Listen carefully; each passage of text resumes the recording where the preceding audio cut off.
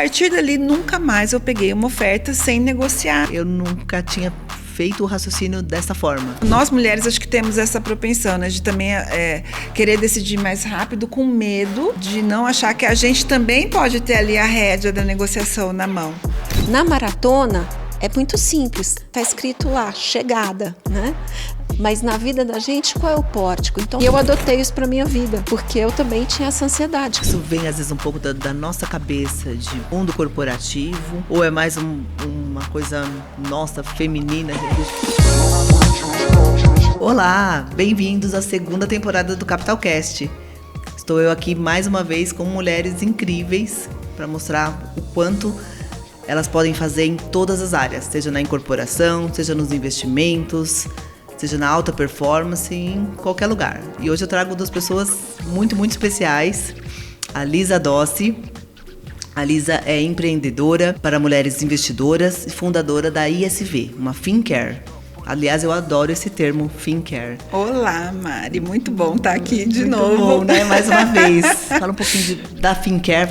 Já que falamos do termo, vamos explicá-lo agora. Vamos falar da FinCare. Bom, a FinCare é bem o que o nome traz, né? É um centro financeiro de cuidados para a mulher. E tudo começou, né? Nós começamos com a parte de treinamento. Até então era o Instituto Sempre Valiosas, que fazia programas de treinamento. Depois desenvolvemos para a mentoria, onde é um treinamento mais direcionado. E eu brinco que eu sou uma mentora que trabalha muito, né, com a mentorada. Não é só falar o que faz, eu faço muito também ali no processo. Mas precisava de um acompanhamento, tanto no modelo do B2C, né, para a pessoa que vem buscar uma mentoria. Muitas pedem a assessoria e a continuidade, e também no modelo B2B, onde a gente fazia treinamento para empresas. Ambos precisavam de um acompanhamento, de ferramenta e de tecnologia para que essa mulher realmente continuasse no empoderamento financeiro. Porque se ficasse só no treinamento, era meio que nem palestra de vendas, motivacional, beleza, mas depois de 15 dias vinha o desafio e as pessoas não sabiam o que fazer. Então, a partir do momento que a gente começou a trazer tecnologia, e eu participei de um processo de aceleração de startups do Sebrae também, a gente viu que o Instituto não cabia mais. Então, nós pegamos as iniciais, né, ISV, que era do Instituto Sempre Valiosas, e transformamos isso numa FinCare. Não é uma fintech, porque a gente não oferece produtos financeiros, mas a gente oferece toda a parte de orientação e assessoria como advisors para que essa mulher tenha o crescimento do patrimônio. E na parte do corporativo também não ficou só em treinamento. Hoje, se a empresa quiser levar isso para as colaboradoras e colaboradores, né, a gente tem toda a parte de ferramentas e tecnologia para o acompanhamento e a gestão contínua dessas finanças. Virou muito mais, né? Eu gosto quando você fala assim, não coube mais, né? Isso exatamente. Traz uma sensação de conseguimos chegar num lugar já mais alto, né? Superou o planejamento inicial. Encurtou o nome, mas ampliou a atuação. O nome é só a sigla agora de tudo que você traz, né? É isso mesmo. E a nossa outra convidada e amiga é a Sara Veloso. A Sara é palestrante, é mentora para mulheres e fundadora da SV Talks. Sara, muito bom ter você aqui também. Obrigada. Uma conexão que já veio através, né, da Lisa. Isso é muito gostoso também. Bem-vinda ao Capital Cast. Obrigada, Maria Lisa. A gente tem uma parceria aí de apoio mútuo, porque nós não somos sócios de negócios, nós somos sócios de propósitos. E a gente se apoia mutuamente nos nossos negócios aí há bastante tempo. E isso é muito bom quando a gente fala de sororidade feminina. Eu tenho, né, feito essa série especial do Capital Cast só com mulheres. Né, o Capital Cast, se você está chegando aqui, seja bem-vindo. Acompanhe alguns dos outros vídeos anteriores. Né, o Marcelo, que é o CEO, meu marido, fundador da Capital, ele quem é o head desse projeto, o host aqui oficial, mas eu peguei um espaço aqui para justamente trazer mulheres nesse propósito. Né? Eu acho que quando a gente fala do investimento, do trabalho, do que cada uma faz, é importante porque a gente está justamente alinhando o propósito e trazendo para perto pessoas, seja através de parceria, seja através de clientes, né, de colaboradores, de alguma forma, com os nossos negócios, mas que tem esse propósito alinhado, né? Eu acho que isso tem que ser a espinha dorsal de sempre, né? Cada uma vai ter o seu business, vai ter as suas realizações em frentes diferentes, mas a gente seguindo, né, uma linha tênue aí, uma linha firme no propósito. E é engraçado isso, né, Mari? Porque assim, tanto o negócio da Capital Concreto quanto o meu negócio, né, e o da Sara também, a gente preza por relações longevas. Sim. E acho que fica muito mais fácil a gente continuar desenvolvendo o negócio com as pessoas que chegam até mim ou as que chegam até vocês, quando a gente percebe essa identificação, né, do propósito. Então, no meu caso, às vezes as pessoas falam assim, eu quero só uma coisa. Eu falo, então, mas não vai resolver só uma coisa. Tipo, já sei que você vai ficar mais tempo, não é? Não é só uma coisa, né? Não tem como. E eu acho que no caso de vocês também, né? Vocês querem investidores ali para ficar várias vezes, né? A gente preza muito por isso. Por isso a gente, né, até criou um ecossistema que cobre todas as pontas, né, até desde o início aqui da incorporação até a venda, porque é justamente isso, né? São ciclos longos e que a gente tem que cuidar de cada pedacinho para que a experiência toda seja boa. Uhum. Né? A gente sabe, problemas acontecem, vão acontecer como em qualquer negócio, mas a gente tem que estar pronto para resolver, para entrar em ação e entregar o resultado. Uhum. Né? Seja o dinheiro, seja o patrimônio. E aí, Sara, trazendo até esse longo prazo, você também como maratonista, e acredito que tudo envolve muito tempo num projeto, não é? Muito tempo de preparo, muito tempo realizando, né? Trazendo esse gancho aqui do relação duradoura, projeto duradouro. Conta mais um pouquinho de detalhes para nós. A maratona, eu falo que é um laboratório de treinamento de alto impacto, né? Primeiro, porque quando você vai para a linha, para a largada, para correr a maratona, você só está indo buscar a medalha, né? Porque o trabalho foi construído durante meses, né? Foi muito treinamento, foi muito preparo, alimentação, eventualmente lidar com obstáculos no meio do caminho, alguma lesão, a própria vida da gente, né? Eu falo que nada é linear na vida da gente, né? Então, quando você chega ali na maratona, você está indo buscar a medalha, né? Então, você já traz toda a bagagem do seu preparo e você precisa aplicar isso. E aí, quando você está naquele laboratório da maratona, no meu caso, que eu vou correr uma maratona numa média de 5 horas e meia, eu tenho muitos desafios para cumprir, né? Muitas coisas vão acontecer. Então, você passa, tem um time de brasileiros torcendo, aí você cai na euforia, aí de repente começa a ter uma dor, pode ser uma dor no ombro, pode ser uma dor no joelho, angústia, você passa muitas horas sozinha e seu objetivo não chega nunca, e você tem que lidar com essa angústia. Aí quer acelerar para ver se anda mais rápido, mas você não treinou para correr mais rápido. E se você acelerar, não vai dar certo lá no final, que vai te faltar energia, né? Aí tem toda a alegria, né? E toda a emoção de querer ficar ali, querer chegar logo, né? Então, tudo isso faz com que a gente fique num laboratório sendo treinado. E a vida da gente é assim. Quando a gente vai para um projeto, quando a gente vai fechar um negócio, quando a gente vai se colocar num investimento, pensa lá, né, no caso da Lisa, que está orientando uma investidora a aplicar alguma coisa em multimercado, bolsa. Isso é longo prazo, você tem que lidar com as variações do mercado, né?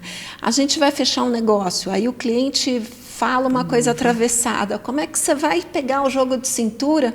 Mas o que é mais importante é ter um pórtico claro, é saber onde você quer chegar. Na maratona, é muito simples, está escrito lá, chegada, né? Mas na vida da gente, qual é o pórtico? Então, toda vez que a gente vai sentar para um projeto, fecha os olhos e visualiza o pórtico. Qual é o seu objetivo naquele momento? E aí nada mais pode te tirar daquele objetivo, você tem que estar inteira. Conforme você foi descrevendo o caminho da maratona, para mim, me trouxe para o meu caminho como no empreendedorismo. Que é justamente isso. Você tem hora que você está animado, uma coisa deu certo, a torcida está ali te empurrando para frente. No quilômetro seguinte pode vir chuva, pode vir uma dor, pode vir, né, um problema, e você tem que ir desviando. E um ponto importante também que eu destacaria da sua fala agora seria, e a vida não para, né? Não para. Enquanto isso, as coisas estão acontecendo. As coisas estão acontecendo. Né? Pais, família, eventos, desencontros, doenças. É o mundo, é a vida. Um empreendedor marcou um call comigo para me vender um trabalho dele. E eu comecei a fazer alguns questionamentos. Ele estava falando de um assunto que eu entendia bastante, e eu comecei a questionar uma série de coisas, e ele estava com problema de conexão, então não estava uma conversa boa, né? Só que na hora que ele estava com problema de conexão e eu estava fazendo perguntas muito claras, que eu precisava de um retorno forte, que ele tinha que me dar consistência no discurso dele, ele se perdeu no discurso a um ponto que ele descompensou e ele desligou o telefone na minha cara.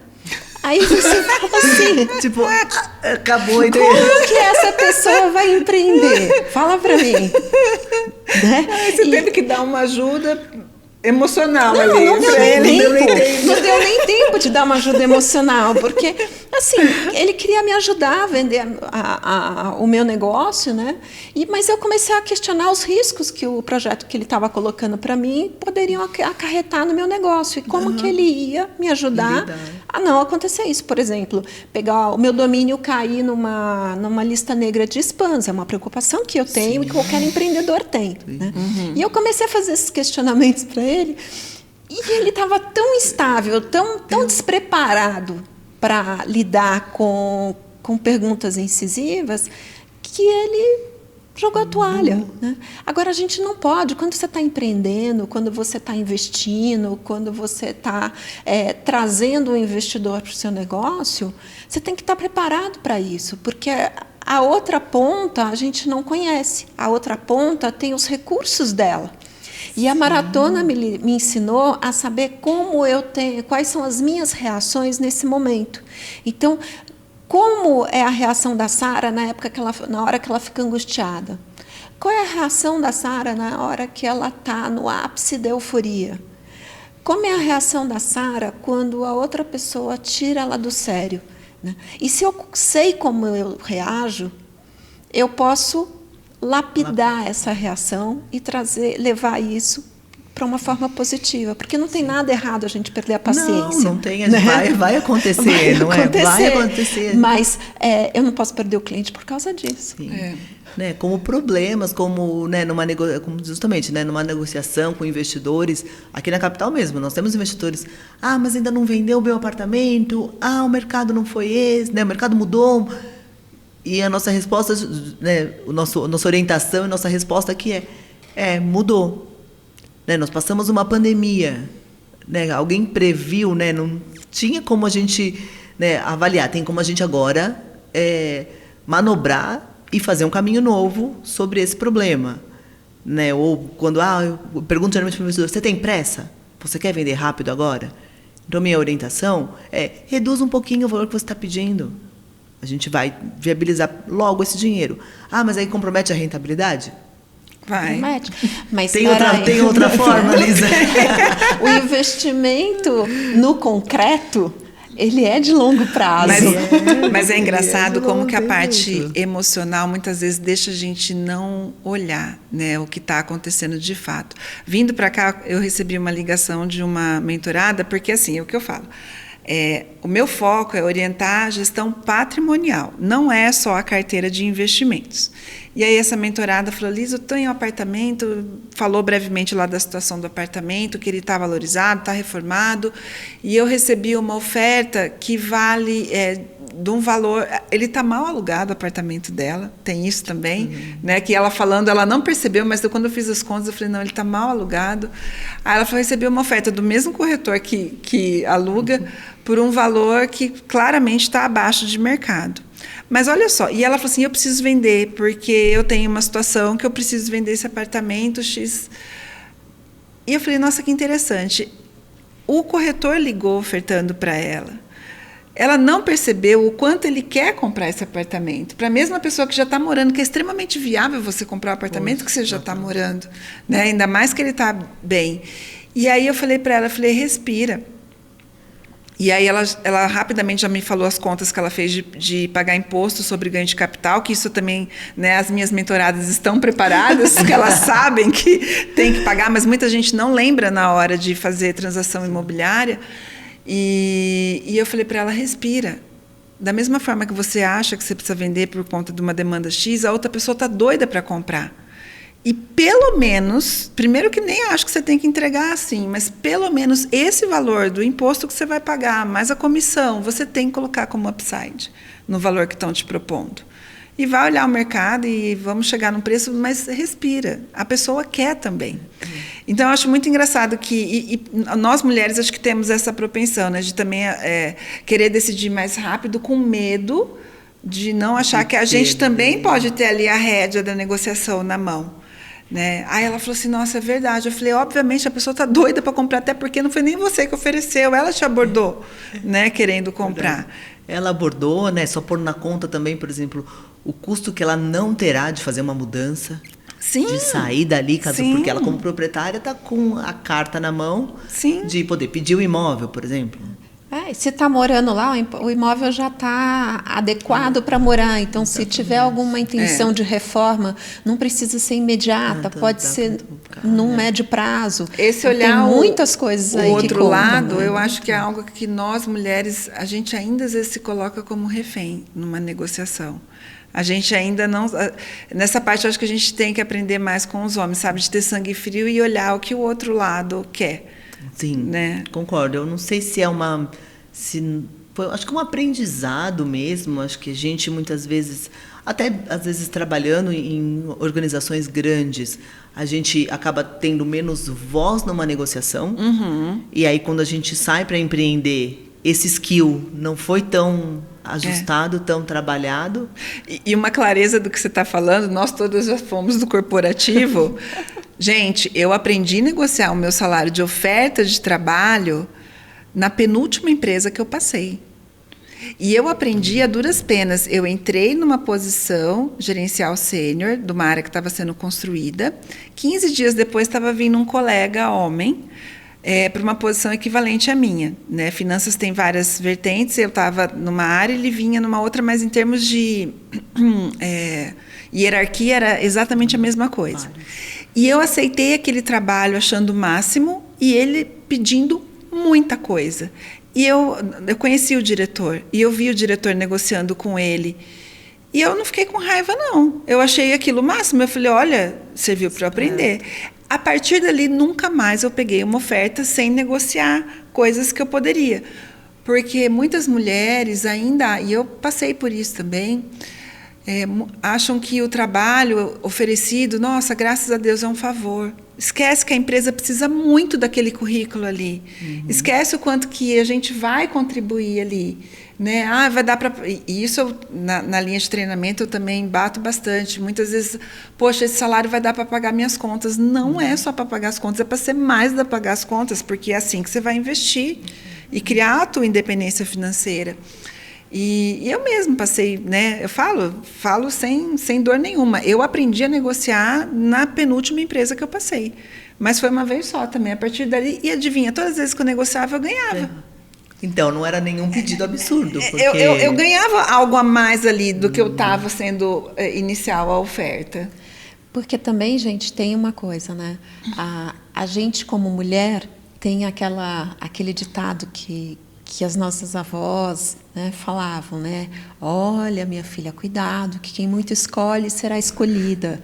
Não, gente, é escolha mútua. Você tem que escolher o seu trabalho, você tem que escolher seu parceiro, você tem que escolher a sua vida, você tem que escolher as suas férias, você tem que escolher os seus investimentos, você tem que ter a rédea na sua vida. Né? Você tem esse direito de escolher. Ô, Sara, você me lembrou aquele ditado que a gente já ouviu, né? Ruim com ele, pior sem ele. Gente, isso não. Isso valeu por muito tempo para emprego, para relacionamento, até para amizades, né? Era muito isso. Mas você vai sozinha, né? Eu tenho uma amiga que ela tinha se separado e ela estava doida para arrumar alguém, né? E eu falava para ela, olha, senta o facho, porque enquanto você não se encontrar, enquanto você não ficar feliz, enquanto você não estiver feliz com você, você não vai encontrar ninguém, né? E aí a gente corria junta de manhã e sempre vinha assim, não, porque esse final de semana eu saí com o crush. E aí eu já começava, é? Então tá, né? Então vamos lá, já até sei tudo. Pelo seu sorriso eu já sei. Você já escolheu o modelo do vestido de casamento, você já está fazendo um enxoval, né?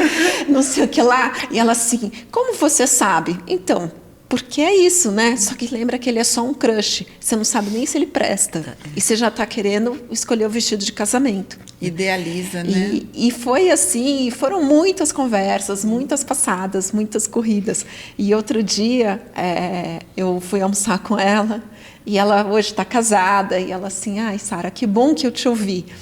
Porque realmente eu pude escolher uma pessoa legal. Hoje eu tenho uma pessoa que é parceira, que me quer bem, que está comigo, compra as minhas batalhas junto comigo e não deixa a peteca cair, né?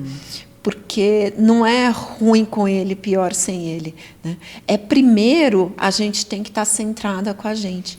A minha nora um dia perguntou para mim assim, nossa, eu não sei como você consegue correr maratona, né?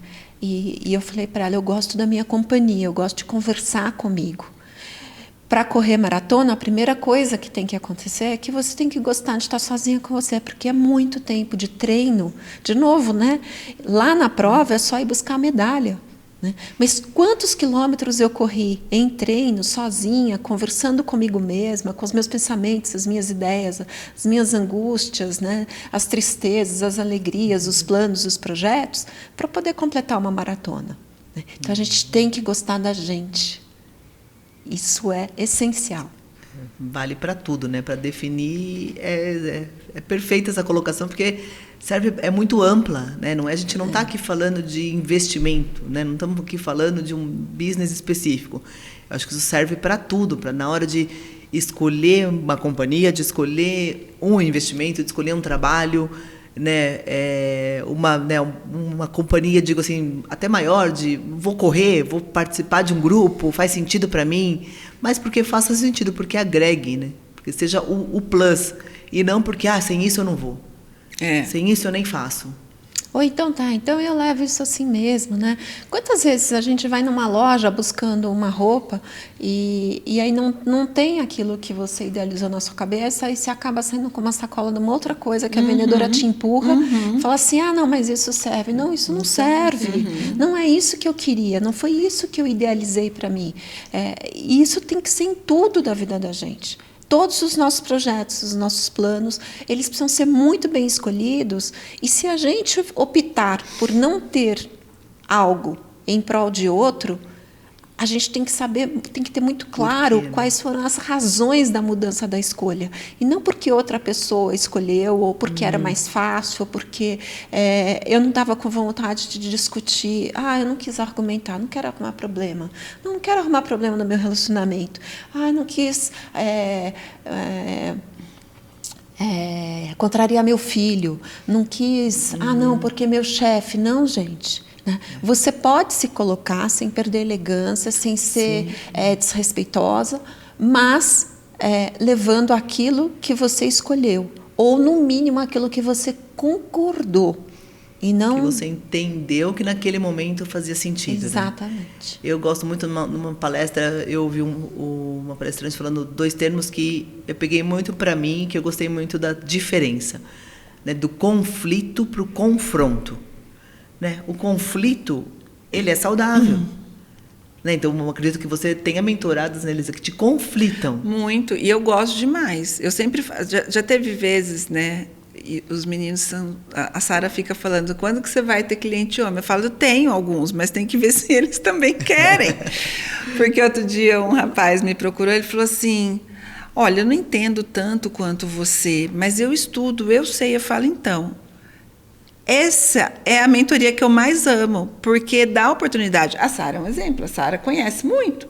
Então, não é a pessoa que eu vou falar, faz A, B, C, D, né? E não vai ter um debate ali. Sempre tem, né, Sara? Tem muita coisa. É que a Lisa me puxa para o chão, né? mas tem coisas que você quer. Ela me aterra e fala assim, juízo. Vamos lá. É bom também ter alguém assim que puxa um Ótimo. pouquinho. Mas essa discussão ela é muito rica porque ela me faz desenvolver. Então, o conflito, eu acho que é isso, ele traz o desenvolvimento para a gente. Né? Porque senão eu fico no papel de professora. E quando você vai para um papel de advisor, né, de conselheira ali, de assessoria, né, para a gestão patrimonial, que já passou da fase de educação, a troca ela é muito importante. Senão a gente também estagna, porque o mundo está mudando, a economia está mudando toda hora. Estava conversando agora com uma CFO também cliente, e eu falei, não tem como. 2 semanas atrás, a gente não tinha um cenário de que a Selic para 2024 e 2025 já está aumentando. Mudou totalmente o que pediram para você investir há 4 semanas atrás. Né? E aí também não é vender o que você já investiu para comprar de novo. Tem técnicas que você faz para ir deixando essa carteira viável. E você tem que estar olhando o tempo inteiro, mesmo na renda fixa, que as pessoas acham que a renda fixa não precisa olhar. E não, você tem que... existe a necessidade de gestão tanto quanto uma renda variável. Porque a renda fixa não é fixa. Não é fixa, exatamente. Só vai chama até renda explicar. Fixa. Mas essa questão do confronto, eu encontro muitas pessoas na mentoria em situação de confronto, principalmente quando estão no meio executivo, né? As áreas, os departamentos, eles tendem a se confrontar. E aí eu falo, mas para que confrontar? Você está gastando energia. Quais são todas as ferramentas que você tem na sua mão que você pode alcançar o mesmo propósito que você deseja pelo confronto, só que você não vai se expor, não vai dissipar energia, vai ter tempo para fazer coisas mais produtivas e efetivas para a empresa que o seu trabalho vai aparecer. E aí as pessoas ficam ali medindo força, né? Quem é mais importante, quem vale mais. Né? E, no fundo, quando a gente vai olhar para a empresa, não é uma questão de quem vale mais, porque uma organização ela não vive sem o conjunto, ela precisa do conjunto para viver. Eu falo que a empresa é um ser vivo, como o nosso corpo. Né? A diferença é que a gente tem órgãos e a empresa tem departamentos. Né? Mas você não pode simplesmente tirar um em prol do outro. Sim. E eles precisam buscar energia. E o confronto vai extenuar um órgão, né? Enquanto que o outro tá ali sendo... pode se fortalecer e se fortalece de uma forma ruim e pode virar um câncer. Sim. Eu acho que a empresa, justamente, ela busca sempre, né, o cliente, né, quem está empreendendo, como nós, busca, né, trazer o sucesso do negócio, busca atender o cliente bem. Várias pessoas, várias coisas estão envolvidas aí nesse processo. Mas o objetivo, o pórtico, como você disse, o pórtico é ali. Né? É o cliente, é a realização do cliente, seja ele qual for. E quando a gente entra nesse confronto dentro da empresa, ou às vezes até dentro de nós mesmas como empreendedoras, né? Tipo, tá certo, não tá certo, mas fulano falou aquilo, mas... Cara, tá tirando energia. É querer correr a maratona carregando um saco na cabeça, né? Carregando peso. Está perdendo energia.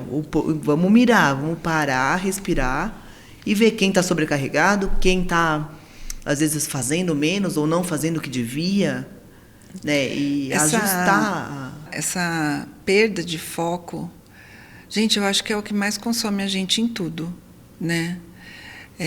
Eu estou pegando ranço do WhatsApp.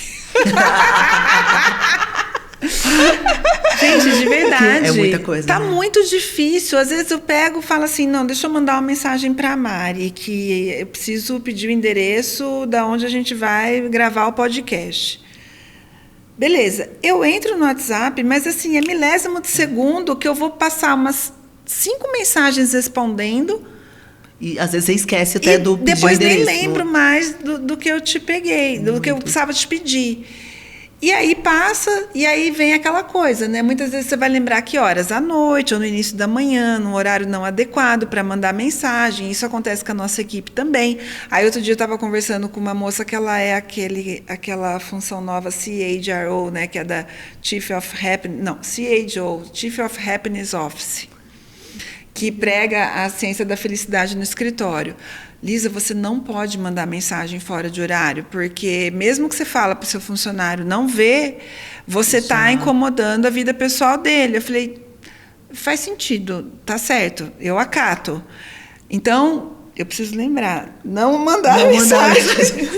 Aí eu lido com aquela briga que tá um monte de mensagem no WhatsApp. Eu falei, gente, eu tô pegando ranço disso. Tipo, eu preciso falar com vocês agora. Porque na hora que nem sempre eu lembro na hora comercial. E o que ela falou me marcou muito, que eu falei, é verdade. Às vezes, para mim, tá muito tranquilo de que ela não precisa me responder no domingo. Sim. Mas eu tenho que lembrar que eu sou líder e que quando eu era, né, colaboradora, funcionária, eu também queria responder para meu chefe rápido. Então, foi um alerta muito legal que ela me falou. Confesso que eu nunca tinha feito o raciocínio dessa forma. Né, porque para mim também, às vezes é leve fazer uma pergunta no sábado, né, alguém do time responder, e ok, mas e até porque a gente nunca sabe como o outro está, né? Exatamente. No momento que o outro recebeu aquela mensagem. Eu tenho o hábito, tinha, né, quando eu estava com gestão de equipe, de fora do horário, eu mandava e-mail. E muitas vezes, assim, no final de semana, mandando e-mail, assim, para segunda-feira era o assunto do e-mail, entendeu? Para a pessoa nem abrir. Só como um lembrete. Primeiro mesmo. porque hoje as pessoas realmente não abrem e-mail com a constância do WhatsApp. Né? E segundo que já no assunto eu já setava a minha expectativa, que não era nem para a pessoa abrir. E eu aprendi isso com um colega do Chile, que ele falava assim, eu não leio e-mail no final de semana. E ele era um CEO. E eu falava, como um CEO não lê e-mail no final de semana? Ele falou, não, todas as mensagens que chegam para mim no final de semana, certamente tem muitas outras pessoas copiadas. E tem gente muito mais ansiosa do que eu para resolver o problema. Então, eu só leio na segunda-feira. Se for se for importante, essa pessoa vai mandar um WhatsApp e, se for urgente, ela vai pegar o telefone e vai ligar. E eu adotei isso para a minha vida, né? Porque eu também tinha essa ansiedade. Como uma pessoa me manda um e-mail, né, no domingo eu não respondo. Não tenho que responder. E sabe de uma coisa? Eu passei a usar isso como arma. Né? Eu tinha um colega, um par, que ele tentava o tempo inteiro me desestabilizar. E aí, mandando e-mails inadequados, pedindo coisas que não eram adequadas e tudo mais. E ele mandava e-mail fora do horário, na expectativa que eu fosse ler. E a gente tinha uma reunião de diretoria toda segunda-feira de manhã. E aí ele chegava na reunião e falava assim, eu te mandei uns e-mails, você viu? Não, meu horário de abrir e-mail é depois da reunião de diretoria. Toma essa. Não é. Então, assim, não é falta de respeito, nem falta de produtividade, nem falta de interesse falar isso. E é muito engraçado. A gente começa a perceber que as pessoas que têm mais liderança abaixo de si são as que mais respeitam o tempo do autocuidado, que eu não vou nem falar de vida pessoal, vou falar de autocuidado. Né? E aí, de novo, como que a gente, mulher, muitas vezes se culpa, né? Hoje, cedo, eu acordei, estava falando, às 4 da manhã, organizei todo mundo que precisava viajar de casa, aí eu sentei, fui ler meu devocional, que foi um hábito recente que eu peguei, depois eu fui para a academia, meu dia vai começar ali, provavelmente às 9. Hoje é tranquilo, mas por muitas vezes eu me culpava, parecia que eu estava sendo folgada. Que o primeiro contato de trabalho é às 9. Você acha que isso vem, às vezes, um pouco da nossa cabeça de mundo corporativo? Ou é mais uma coisa nossa, feminina, assim, do tipo... exatamente isso. Como que eu estou na academia, às vezes às 11 da manhã? Porque você, como empreendedora, vocês, né? Como empreendedoras, hoje tem essa possibilidade. Tem essa flexibilidade. Não vai acontecer nada. Outro dia eu estava comprando banana na quinta-feira, às 2h30 da tarde. Não é maravilhoso? A pessoa mais importante do mundo. É incrível. Então, mas eu acho que essa maravilhoso, culpa, mas às vezes é meio estranho. Então...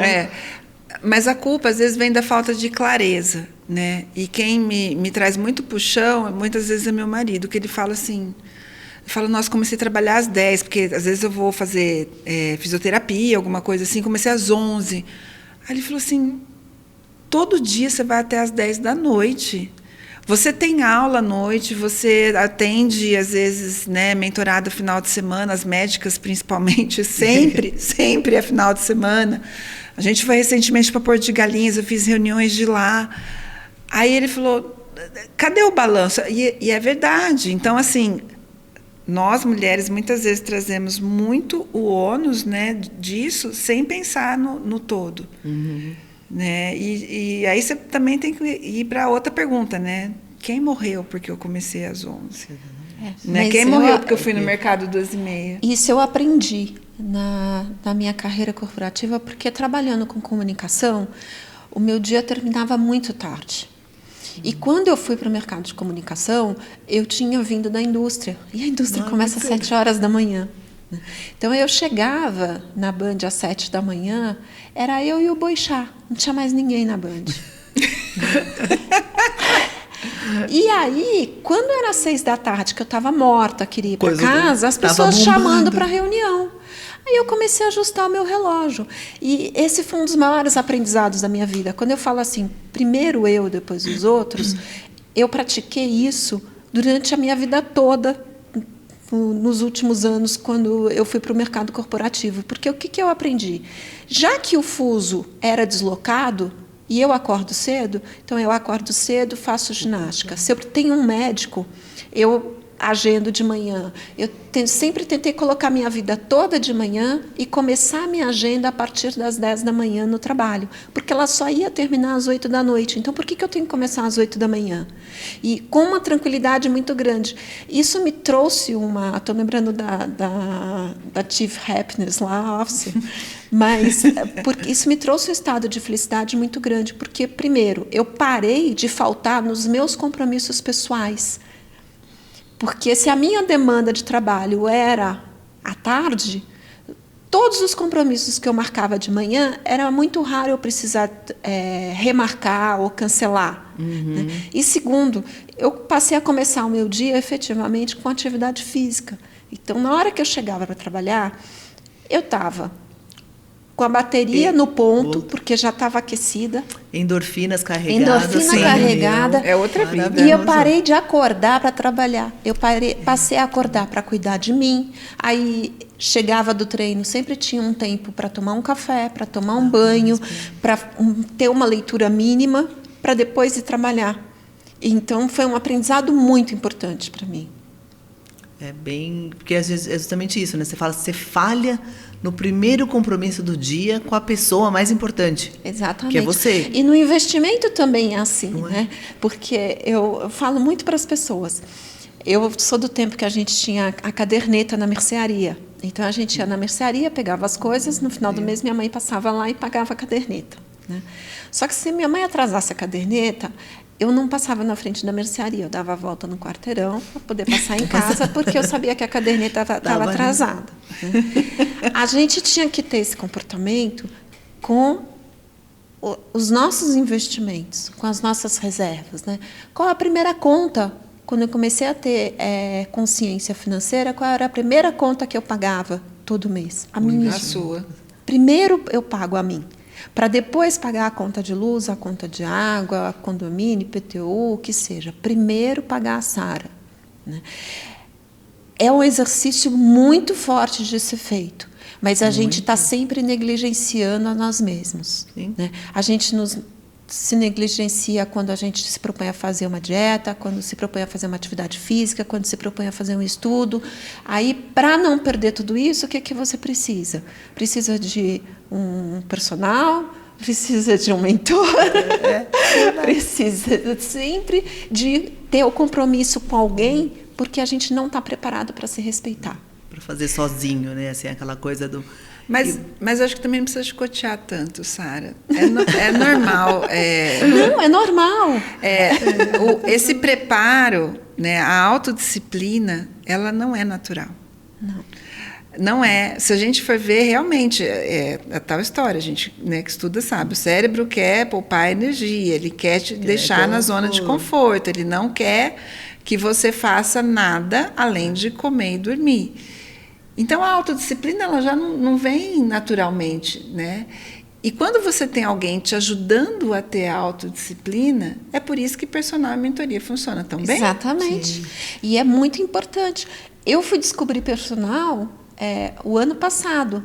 E quando eu contratei uma personal para me ajudar, porque depois do câncer, da pandemia, eu estava sem disciplina para levantar de manhã para treinar. E eu não estava conseguindo. E você já era maratonista? Eu já era maratonista e tudo mais. Não era uma iniciante. Sim, eu brinco com as pessoas que eu me sentia como aquela mulher do Legalmente Loira, que não podia. Ela era dona de um spa e ela não queria se safar. Ela não dava desculpa, a razão pela qual ela não podia ter matado o marido, porque ela estava fazendo uma lipo, porque ela jamais poderia dizer que ela fez uma lipo se ela era uma dona de um spa. Eu me sentia essa fraude quando eu contratei a personal. Mas a gente precisa, sim. Mas a gente precisa, mas a gente também precisa colocar bilhetinhos. Você gosta de falar do desembaçar o espelho? Eu falo que a gente tem que colocar uns post-its no espelho também, né? Você é bonita, você pode, né? Lembre-se de você, olhe para você primeiro, reserve um tempo para você, né? E tenha também esse tempo da preguiça. Hoje de manhã eu falei para minha personal assim, eu vou te contar uma coisa muito feia. Ela falou, o que foi? Eu falei, ontem não tirei o pijama. Ai, que feio, no domingo não tirar pijama, gente. Ainda. Nossa, muito feio. Que delícia. É muito bom, gente. Ela falou, e daí, Sara, tá valendo? Eu falei, pois é, né? Eu maratonei a Netflix a tarde inteirinha. Que delícia. Mas acho que a beleza da vida também é justamente nisso, não é? Um dia maratona em Nova York, outro dia maratona de Netflix de pijama. Não é? Isso é o equilíbrio, né? Não é que não vai manter tudo, a gente não tem como manter todos os pratinhos rodando na mesma velocidade o tempo inteiro. Não é? O equilíbrio, eu aprendi aí também pós-maternidade, com o empreendedorismo, né? Até empreender junto, né, com o marido, para mim tem muitos desafios aí também envolvidos nisso. E é justamente isso, tem hora que um pratinho vai rodar mais, o outro está quase caindo. Aí eu vou lá e pego ele de novo. Porque todos é um desgaste que não tem como, deixa de ser saudável. Aí tudo deixa de ser bom. Né? Aí o trabalho é ruim, a família é ruim, as nossas obrigações são ruins porque está pesado. Né? Ô Mário, mas você falando isso, eu lembro, nas apresentações que eu faço, ou palestra, ou mesmo nos treinamentos, eu sempre falo, né, logo no começo, falo, gente, as pessoas buscam equilíbrio financeiro. É muito comum as pessoas me procurarem e falarem assim, eu quero ter equilíbrio financeiro. Aí eu dou risada, né? E aí eu mostro, eu falo, gente, equilíbrio financeiro. Aí eu coloco sempre a foto de uma moça fazendo yoga, assim, numa posição super, né, difícil. E aí eu falo, quanto tempo vocês acham que ela consegue ficar nessa posição? 5 minutos. Eu falei, e ela está na praia, né? Na água da areia ali. Eu falei, gente, essa foto é ridícula, né? Porque a água vai vir, vai tirar ela dessa posição. Inevitavelmente. Não tem como. A areia vai mexer 1 milímetro e vai tirar ela dessa posição. Mas, na verdade, era essa foto que eu precisava. Porque o equilíbrio financeiro, ele não existe. Todo dia você acorda para ganhar ou perder dinheiro, ou gastar, né, ou investir, enfim. Mas a conta, não existe aquela régua. E aí, em seguida, eu mostro, eu falo, o equilíbrio financeiro, na verdade, ele é isso aqui. Aí tem uma moça surfando naquelas pranchas bem longas e ela anda na prancha. E ela está na onda e ela anda. Eu falei exatamente isso. Você tem que aprender a equilibrar mesmo os pratinhos, sabendo que você vai se movimentar o tempo todo, porque tem hora que um vai cair, você tem que estar ali olhando. No investimento, a economia é cíclica e você tem que estar toda hora ali surfando, e as suas necessidades também. Então, junta. E aí, trazendo para o que você falou, né, que as pessoas não investem em si. Eu descobri, Sara, quando eu estava desenvolvendo o método de treinamento, que as pessoas não investem porque elas não sabem o quanto elas podem. A gente não sabe fazer orçamento, como uma investidora deve fazer. A gente muitas vezes faz orçamento e mesmo às vezes quem é de finanças, na pessoa física, olhando ali o que pagou e o que recebeu. E não exatamente quanto custa a sua vida, os blocos da sua vida, e ali não é só custo fixo. Às vezes, quando a pessoa fala assim, meus custos fixos são tanto, eu falo, o que é custo fixo? Aí vem a parte, né, das coisas chatas, né? Aluguel, gasolina, mercado. Aí eu falo, mas a manicure é custo fixo também. Você não usa ela sempre? Né? O cabeleireiro, personal, a viagem que você... Não viagens maiores, mas aquela viagem de um feriado, ela é custo fixo, porque faz parte da vida. E aí as pessoas não conseguem fazer o orçamento delas para saber quanto que é esse autopagamento. Então, aí, no desconhecimento eu não faço, eu não pago a mim mesma. Isso. Ou eu coloco lá um valor que eu acho que é, e pode até ser mais. Espera sobrar no final do mês e aí nunca sobra. Ou eu espero sobrar e nunca sobra. Né? Então, essa, de novo, né, trazendo porque a gente falou, essa clareza, né, do que é a minha vida financeira, o que eu quero de objetivo, né? É muito engraçado, e isso traz mais conhecimento, né? Eu sempre falo, né, da parte do investimento na incorporação. Eu falo, gente, eu não conhecia isso, eu comecei a conhecer quando eu fui viver o que é a vida de investidora. A partir do momento que você começa a viver, traz a oportunidade de outros conhecimentos. Aí a Mari me chamou e falou, Lisa, quero que você conheça esse tipo de investimento. Porque é o que você falou, serve, né, o próprio investimento da capital. A gente tem muitos perfis diferentes. Né? Então, a gente tem o perfil do investidor que eu falo que entra com dinheiro e sai com dinheiro.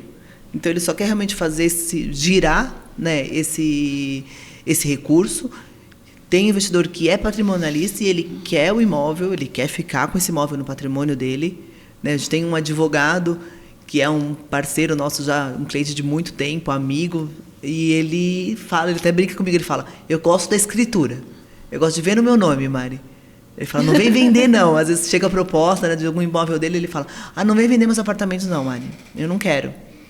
Porque ele realmente gosta disso. O objetivo dele é ter a escritura, ter no patrimônio. Né? E aí alugar da melhor forma. Então, ok, super entendo. E para ele serve desse jeito. O equilíbrio financeiro dele está nisso. Não adianta eu falar assim, não, vende. Não é bom para ele. Vem dos nossos aprendizados. Né? Eu, como tenho descendência de imigrantes... Né? Os meus bisavós, a primeira coisa que eles queriam ter era o tijolinho deles, né? Ter casa própria. Se eu fosse fazer as contas, eu não teria casa própria. Eu pegaria o dinheiro da minha casa e ia aplicar aqui. Financeiramente vale muito mais a pena. Mas aí eu tenho que olhar também que é o equilíbrio, não é só dinheiro, é o todo, né? Então, quais são os prazeres que a minha casa me proporciona? Eu tenho uma jabuticabeira que eu tenho o prazer de ver ela florir e dar frutos 2 vezes por ano. Né? Isso não tem preço. Não tem receita, né? Não tem receita. Não, única. E cada um vai achar, nossa, mas 2 pessoas morando numa casa, né? Vocês poderiam morar num apartamento de 50 metros quadrados? A gente poderia. Poderia, tudo pode. Sim. Né? Mas qual é o desenho que você optou para você? O financeiro, o dinheiro pelo dinheiro, ele... É a tal história, né? Que tanto discutem, né? Esse dinheiro traz felicidade. Eu falo, gente, o dinheiro pelo dinheiro não é o que traz felicidade. Obviamente, o dinheiro promove, sim, a felicidade. Né? Muitas coisas que não têm preço, elas se mantêm bem quando você tem dinheiro para manter. Por exemplo, a saúde. Mas você estava falando nessa área da parte do investimento no imóvel e tudo mais, e eu falo assim, fuja de regras prontas. Então, quando você vê lá o youtuber falando assim, financeiramente é mais viável, tudo bem, mas será que aquilo traz o teu bem-estar no dia a dia? Porque não adianta você ver a conta lá rendendo, um monte de dinheiro no banco, e talvez você fala, putz, eu estou tendo que mudar do aluguel do lado da escola que meu filho ama frequentar porque o dono pediu o apartamento.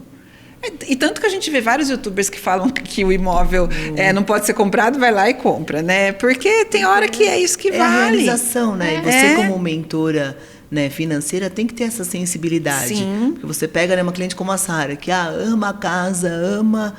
Tudo bem, você falar para ela, não, vende a casa. Eu, como especialista financeira, mando você fazer isso. Não. Você vai fazer o melhor para a cliente? Aqui, olha, eu morava num apartamento pequeno em São Paulo e eu tinha uma casa na praia que eu usava muito. Adorava. Aí São Paulo começou a ficar impraticável, porque eu saía do trabalho sexta-feira, 5, 6 horas, e ia para Paraty. Então, 10 da noite eu estava em Paraty, eu passava meu final de semana em Paraty, chegava segunda-feira, eu saía de lá por volta de 5h30, 6 horas, 10 da manhã eu estava no trabalho. Aí isso começou a ficar impraticável, porque o trânsito de São Paulo ficou, não pela estrada, mas o trânsito de São Paulo estava impraticável. Aí eu comecei a ir pouco para casa da praia. Aí eu falei, bom, eu troquei um investimento que eu usava 5 dias no ano por um investimento que eu passei a usar 360. Então eu vendi a casa na praia e comprei uma casa em São Paulo que passou a me dar mais prazer.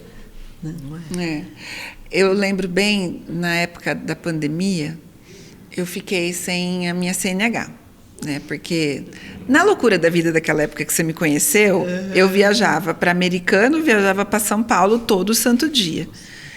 E eu não olhava a minha vida. Eu perdi minha carteira, paguei fortunas de multa. Assim, eu falo, o não olhar a minha vida me custou provavelmente uns 25 mil reais na época, entre todo o processo. E eu perdi minha CNH, logo que chegou a pandemia, né, eu entreguei, paguei vários recursos porque eu precisava do carro para continuar trabalhando, mas não adiantou nada. E eu já sabia, era só ganhar tempo mesmo, e ali eu entreguei. Fiquei 2 anos andando de Uber. Economicamente falando, gente, foi maravilhoso. Não tenha dúvida que andar de Uber é muito mais barato do que ter um carro, até porque carro é centro de custo, né? Você paga, ele perde valor, você paga manutenção, você paga seguro, você paga PVA, não sei o quê. Então, é um centro de custo. Mas o andar de Uber, embora fosse extremamente econômico, ele não me trazia alegria, porque tinha dia que eu esperava, não vinha, às vezes vinha um motorista louco. Eu posso escrever um livro, Pérolas 2 anos de Uber. Uber. Mas sabe o que o Uber mais me estressava? Doideira.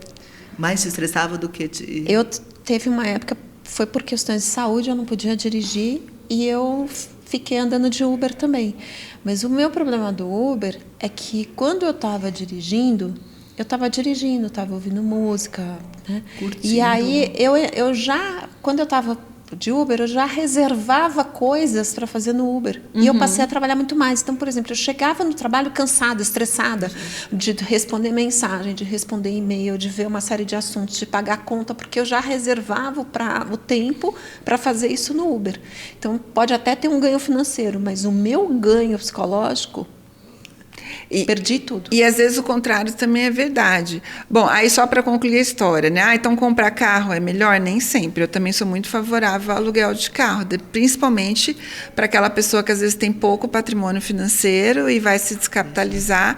E aí a gente tem que fazer conta, não existe regra. Eu não estou falando que é para alugar carro, mas tem que fazer análise, né? Cada caso é um caso. E aí, hoje, quando eu estou em São Paulo, eu nem penso em andar de carro. Como eu trabalho home office, não vou todo dia, diferente, né? De novo, cada caso é um caso. E o estacionamento é caríssimo em São Paulo, né?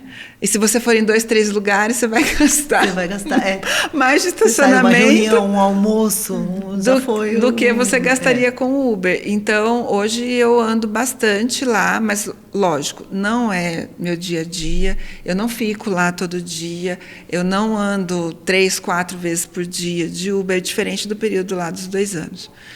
Então, cada situação a gente tem que olhar, mas nem sempre é o ganho financeiro que é o fator de decisão. É o ganho em geral, né? É o que você desenvolveu para a sua vida. Qual foi a receita que você construiu para a sua vida.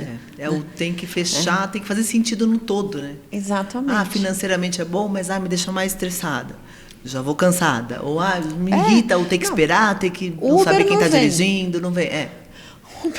Cancela, tá? Muito. Tem muitos fatores. Aí você começa a chegar atrasado nos lugares.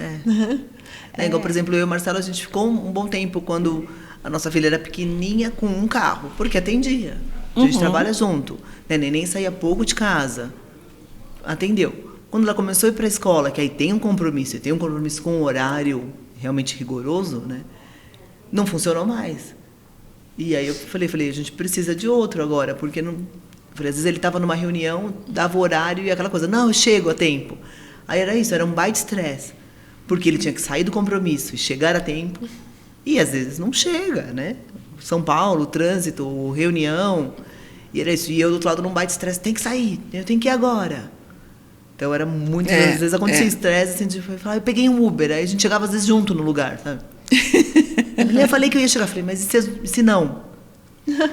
Né? Algumas coisas a gente consegue arriscar, outras já é mais difícil de arriscar, né? Então é um todo. E com criança tudo muda, né? Tudo outra Mas pegada. Mas é isso, né?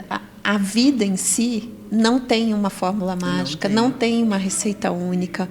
As pessoas são únicas, né? E isso que a gente precisa entender, o que funciona para cada um de nós. Qual é o nosso caminho, né? Como que a gente vai construir os nossos pórticos e enfrentar os nossos desafios. Vale para o desenvolvimento financeiro, vale para o desenvolvimento pessoal. E aí poder ir carregando e colocando as nossas medalhas, sejam elas quais forem, né? Quais forem. No quadro. Né? E o que eu falo, assim, o que a gente não pode esquecer é que toda vitória tem que ser celebrada. Pode ser a menor vitória, mas todos os momentos precisam ser celebrados. Isso é verdade. Falando em celebração, eu queria que você falasse um pouquinho mais do seu projeto novo aí que está nascendo. Então, vamos já celebrá-lo aqui e já desejar sucesso e vida muito longa. Na verdade, é um projeto que ele estava engavetado desde 2021, porque eu escuto muito das pessoas assim, Sara, você falou aquela frase que mudou a minha vida, que me inspirou, né? E eu tenho uma influência muito grande da minha avó. Muitas das coisas que eu falo são ensinamentos da minha avó. E minha avó se chamava Sara. As pessoas chamavam ela de Sarita. E eu me chamo Sara por causa da minha avó. E de vez em quando algumas pessoas me chamam de Sarita, Sarinha, Saroca. E eu criei Pérolas de Sarita. Pérolas de Sarita é uma forma de estar com a minha audiência todos os dias. Então, começar o dia com 1 minuto e meio aí de algum ensinamento que eu ganhei da minha avó ou que eu desenvolvi na minha vida. Então, dia 1º de dezembro nasce Pérolas de Sarita. E os compilados dos temas que a gente vai discutir no Pérolas de Sarita vão ser tratados de uma forma um pouco mais profunda no SV Talks, que vai ser um podcast aí semanal também, lá no meu canal do YouTube. Legal. Então, os dois no canal do YouTube. Na verdade, vão estar em todas as plataformas, né? Então, SV Talks, Pérolas Sarita, e no YouTube eu tenho o canal Sara Veloso, e tem muita coisa já lá, e esses dois temas vão começar a rechear o canal. Então, agora em dezembro, dia 1º de dezembro, nascimento aí dos dois. Dos dois. Muito sucesso, Sara. Eu sei que vai ser incrível e a gente vai acompanhar daqui. Quero ver vocês duas lá comigo, né? Vai ser um Vamos prazer, arrumar alguns lógico. temas para a gente conversar lá no SV Talks. Com certeza, vai ser um prazer. Vou pensar se eu vou, né? A agenda da Liz é difícil, tá? Já vamos marcar, já vamos deixar. Isso é uma coisa que precisa mudar também. Mas... De verdade, assim, eu tenho ficado muito incomodada de falar, não consigo, não vai dar. E a parte social está ficando muito para trás. Eu falo que isso é minha meta para 2024. E falando de metas, então também conta um pouquinho das metas da ISV. Eu vi que você também citou aqui num pedacinho aqui, dá uma palhinha aí de Selic para o ano que vem, que não faz mal para ninguém, né, gente? Gente, falando um pouquinho de cenário, né? O mercado imobiliário é um mercado que está tendo mais olhar agora com a queda de juros. A queda de juros já mostrou que não vai ser tão agressiva como a gente estava esperando, né? Esse ano foi, mas tem um fato muito interessante. E eu sempre falo, muito cuidado com o olhar no curto e no longo prazo. Se a gente for 2, 3 meses atrás, o mercado financeiro estava, a Selic está caindo agressivamente. Então, os investimentos pós-fixado, que é aqueles que são X% em cima do CDI, porque o CDI, gente, para quem não sabe, ele é primo irmão da Selic, né? A Selic sobe, o CDI, que é a taxa básica de juros da renda fixa, sobe e vice-versa. Então, os pós-fixados não vão mais estar bem, porque a Selic está caindo agressivamente, então, seus juros vai cair, vamos investir no IPCA+. E eu ouvi isso de muitos assessores, e eu sempre batia falando, ainda não, por 2 motivos. Primeiro, que o IPCA ele ainda estava muito longe da Selic, né, ou do CDI. Então, aquela investidora que escolheu fazer aquilo naquele momento, ela ainda ia ver a carteira dela num juro talvez abaixo da poupança. E a gente bate tanto que não é para ficar na poupança que está perdendo, né, ganho. Obviamente que no longo prazo, né, aquele investimento ia subir enquanto o pós-fixado ia cair. Mas essa investidora, ela está preparada para ficar 2, 3, 4, 6 meses vendo o dinheiro dela render um juro de poupança? Então, esse olhar, quando você está na mentoria, você conhece a pessoa, né? Talvez a Sara já é uma investidora mais madura, eu falando isso para ela, ela fala, não, beleza, eu estou entendendo que esse dinheiro é para longo prazo, 4, 5 meses vai ficar abaixo, não está legal. Mas a gente escolheu continuar no pós-fixado. E aí veio, assim, alguns, quando era uma taxa acima do IPCA bem alta, dava para escolher. Né? Falando aqui um pouco de financeis. E aí, para nossa surpresa, a Selic não está caindo o ano que vem tão agressiva. E mais ainda, outra surpresa, que essa também nem eu esperava. A Selic caiu 1,5% esse ano, né? O CDI ainda não caiu. O CDI ainda está 1% ao mês, mesmo com a taxa Selic caindo. Então, tem que tomar muito cuidado com essas recomendações. Não porque o mercado está falando, tem que olhar a pessoa. Você está preparada, você está sabendo explicar. E é por isso que eu defendo tanto o meu modelo de negócio, que ele não é exclusivo meu, existem outras pessoas que trabalham assim.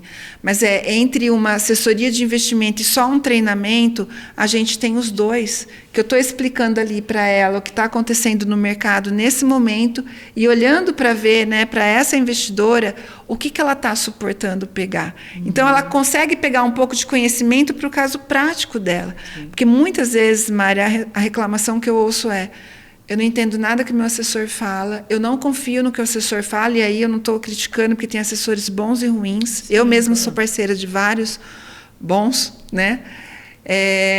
E aí ela fica na poupança ou ela deixa o dinheiro parado no banco. Porque não sentiu essa confiança. Porque ninguém conseguiu olhar para a vida dela. Então, qual que é a grande diferença do nosso trabalho? Né? A gente olha primeiro a vida, para depois vir para a parte da economia. E aí funciona muito bem. Então, ano que vem, eu acho que é um ano que ainda a diversificação vai ser muito necessária. E para quem pretende ganhar rápido, cuidado com os investimentos IPCA, porque ainda vai demorar um pouquinho. Talvez no segundo semestre o IPCA mais supere o pós-fixado do CDI. A renda variável, espero que volte, né? A gente está vendo a Bolsa subindo agora e o ano que vem tende a voltar, e eu acho extremamente saudável. O mercado precisa de um cenário de juro baixo para que a renda variável faça, e o mercado imobiliário ganha com isso. Então, os fundos imobiliários ganham para quem gosta, e o mercado imobiliário, né, num todo também acaba despontando, e é por isso que a gente vê São Paulo com tanta obra, né? E por que está com tanta obra? Porque tem mercado para isso. Tem, né? São Paulo tem mercado, e eu falo uma das coisas que a mim me agrada muito, quando a gente fala justamente dos juros baixos, que a gente faz girar, né, toda a economia. Sim. Falando do imobiliário, né? Porque é um mercado que envolve muitas pontas, né? Então, quando eu consigo, quando a gente tem um juros menor e é possível financiar um apartamento, né? Por exemplo, um estúdio, a primeira moradia da pessoa, né? Alguém que é fora de São Paulo, que quer ter um imóvel aqui, ou financia num juros baixo. Uhum. Isso gera, né, movimenta tantas pessoas, né? Uhum. Traz riqueza, né? Traz trabalho para tantas pessoas.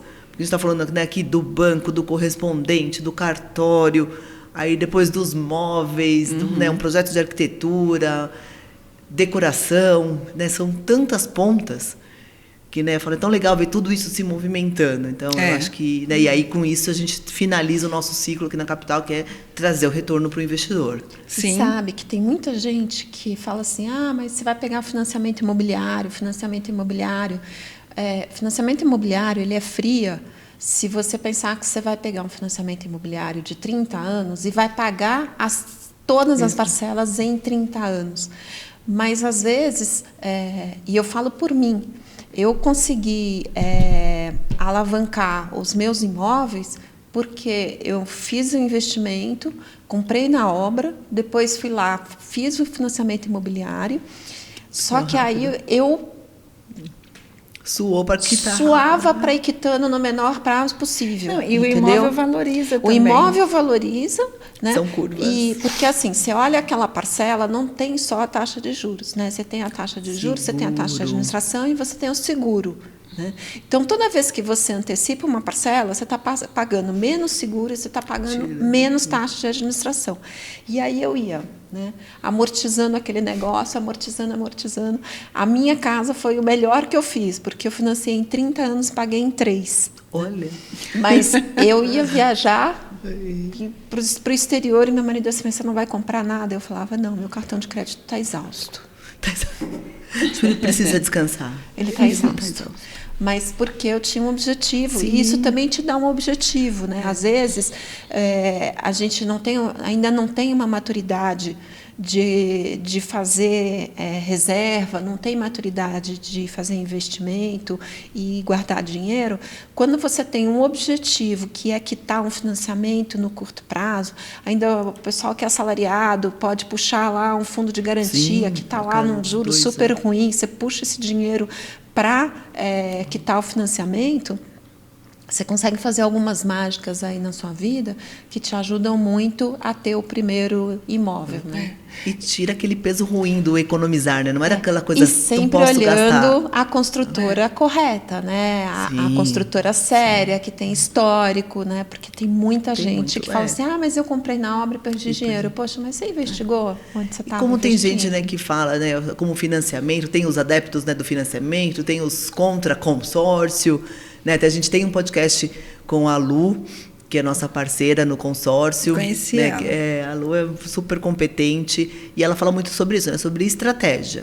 Exatamente. Né? O consórcio pode ser uma estratégia financeira inteligente num momento, como o financiamento pode ser em outro, como Exatamente. poupar. Então, é muito o momento, né? E a estratégia de cada um. Eu era muito contra consórcio, mas assim, absurdamente contra, a ponto de se tivesse uma live, alguém falando bem de consórcio, eu falava que estava errado. Mas aí eu tenho uma grande amiga que você conheceu, a Gabi, né? Sim. Ela trabalha numa empresa de consórcio, e conheci a Lu também. E conversas assim me mostraram outras possibilidades, né? De realmente poder ter ganhos em cima de outro. E a primeira foi usar o consórcio como uma ferramenta para acelerar o financiamento, ou mesmo a troca de crédito, que isso gera ganhos, né? Mas tudo são possibilidades e o momento certo de entrar. Eu acho que isso é muito importante. Eu sempre falo da pessoa ter a estratégia pessoal de investimento, porque se você vai começar a investir, não dá para você começar numa renda variável, não dá para você se entupir de consórcio só, achando que só aquilo é investimento, ou mesmo pegar todo o seu dinheiro para acelerar um financiamento e ficar sem nenhuma reserva. E eu vejo muita mulher fazendo, porque a mulher tem dois vertentes, ou elas amam uma parcela ou elas odeiam uma parcela, não tem o meio termo. Então tem aquela que compra tudo à vista, porque não quer ter parcela nunca, só que também está sempre sem dinheiro, e isso não faz crescer o patrimônio. E tem aquela que tudo parcela, porque ela não sabe nem quanto ela tem, então a parcela cabe, ela fala, beleza, vou parcelar. Só que na hora que ela vê, aquele monte de parcela também impede o crescimento do patrimônio, né? Então, eu falo, tem que olhar sempre o caso a caso. E o conhecimento, às vezes as pessoas falam muito de educação financeira, eu falo, educação financeira, a gente virou aquela palavra que nem engenharia, né?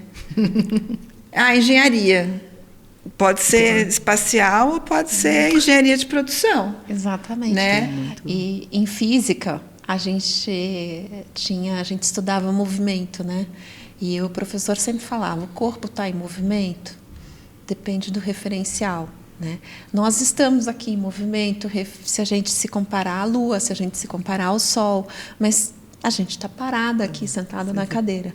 E a mesma coisa, a questão do investimento. Depende do seu referencial, depende dos seus objetivos, depende do que você quer, depende da sua maturidade, dos seus sonhos, de como que é a sua estrutura de vida. Se você tem filhos, se você não tem filhos, a idade dos seus filhos. Outro dia, falando em Uber, peguei um Uber, um senhor mais velho do que eu, aí ele virou e falou assim, não, porque eu tenho uma filhinha de 1 ano e meio. Eu falei, nossa, o senhor precisa trabalhar mais uns 20 anos. Eu tenho uma tristeza por ele. Tipo, eu sinto muito. Às vezes ele já era aposentado, Sara. Eu estava ali fazendo renda complementar. Não tem aposentadoria que pague a criação de uma filha de 1 ano e meio. Desculpa. É verdade. É verdade. Você tem toda a razão.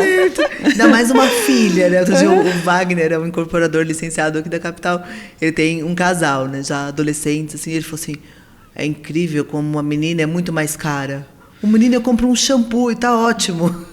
A menina é isso, é aquilo, e não tem jeito. E é realmente, né? Parte do custo fixo aí tem mais variáveis. Mulher, com certeza. E em tudo, né, gente? Agora também, né? Vamos lá, né? Tanto que a gente tem que pegar maquiagem com filtro, o tratamento de estética, as roupas, né? Porque eu falo assim, quando você é jovem, qualquer roupinha barata fica bom. Quando você vai pegando mais idade, já precisa ter um caimento melhor, você já fica mais exigente também. É isso, também qualquer coisa serve. Muda todo o cenário, né? Depende do referencial. Depende do dia também. Tem dia que precisa e tem dia que fala, é o pijama ou essa mesmo e tá tudo bem. E, gente, pra gente finalizar, a Lisa já sabe, Sara, porque ela já esteve aqui, mas eu vou ter que tirar outra frase, então. Eu não lembro a frase que eu falei, se eu repetir, me perdoa. Mas tudo bem, não tem problema. Eu falo que tá aqui, né? Então. Tá no... Então, vou começar pela Sara, assim a Lisa pensa um pouquinho. Mas, Sara, a gente sempre finaliza o CapitalCast com uma frase sobre o mercado imobiliário. Então, né, se você, Sara, profissional, empreendedora, maratonista, tudo que... Uma compilação aí de todos esses conhecimentos para resumir numa frase sobre o mercado. Olha, eu comecei a minha segurança financeira no mercado imobiliário. Então, eu posso dizer que, para mim, é como se eu estivesse montando a estrutura da minha aposentadoria. Ela começou no mercado imobiliário. Depois que eu tinha já uma estrutura de renda estabelecida, aí eu comecei a ir para outras oportunidades de investimento. Mas, como boa bisneta de imigrantes, eu precisei de um tijolinho para ser feliz. Até hoje, né, Sara? Faz parte. Faz parte. Eu tenho meus tijolinhos lá, porque, bem ou mal, são os meus aluguéis que pagam o meu arroz com feijão, né? Isso, com os meus aluguéis, não vai faltar. Verdade. E você, amiga, para a gente finalizar? Olha, falam tanto, né, de diversificar investimentos, e eu acho que está na hora da gente entender que diversificar investimentos é ir além de uma carteira financeira, né? Eu falo, a gente cuida da gestão patrimonial, porque o imóvel faz parte. Então, não existe uma carteira bem diversificada olhando patrimônio pessoal sem a gente ter imóvel. O imóvel faz parte. Eu não acredito que uma pessoa passa por uma vida sem ter um imóvel como investimento, e não só da moradia. Estou falando, né, de outras opções além da própria moradia. Então, eu acho que a frase que eu falaria é essa, né? A carteira mais assertiva é a que tem imóvel como parte ali do investimento. Legal, gente. Esse foi mais um CapitalCast. Se você quer saber mais sobre as possibilidades de incorporação junto com a Capital, tem um link aqui na descrição do vídeo. Se tiver qualquer dúvida também, quiser mandar para que eu responda, ou para a Lisa ou para a Sara, coloque nos comentários ou envie pelo Instagram, que eu passo para as meninas também responderem aí ao longo da semana. Espero que vocês tenham gostado dessa presença de mais duas mulheres incríveis aqui. Eu tenho muita sorte também que eu ando sempre com as boas, não é? Mas já dizia aquele velho ditado, né? A ave da mesma plumagem voam juntas, né? Não é verdade, isso? Ó, então, tô voando aqui com pessoas que voam muito mais alto, isso é um privilégio. E espero que tenha sido produtivo para vocês que acompanham o CapitalCast também. Um beijo, obrigada. Tchau, gente.